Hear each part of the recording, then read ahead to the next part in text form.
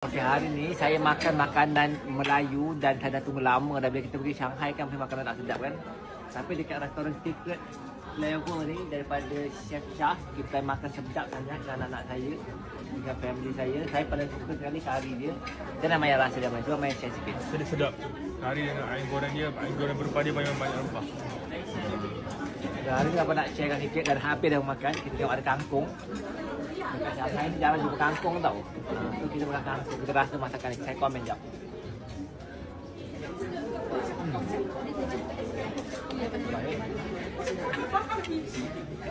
Sayang, rasa makanan kat situ bukan makan. Rasa dia memang sedap. Kita rasa seperti masakan mak-mak di rumah. Betul-betul lah. Memang sedap. So tak rasa macam kat Shanghai pun. Sebenarnya saya tak sabar nak balik. Lepas makan ni lah dia rasa nak balik. Kita tengok dulu makanan kat sini. Saya ada order kangkung goreng, udang goreng sambal, sayur masak lemak. Kita zoom sikit kat sini. Dan ada macam-macam lagi. Jadi kalau korang nak pergi kat sini, apa nak sharekan dulu lah. Mungkin korang nak tahu macam mana rupa, kat mana kan restoran ni memang mewah. Macam mana masakan ni sedap tak? Ikhlas. Sedap. Mega sedap. Macam mana makanan restoran ni? Komen sikit. Kari dia meletup. Apa ni? Kari dia meletup. Kalau anda orang-orang Malaysia yang nak ke sini, Papa nak syorkan kepada anda, korang boleh datang dekat restoran ni.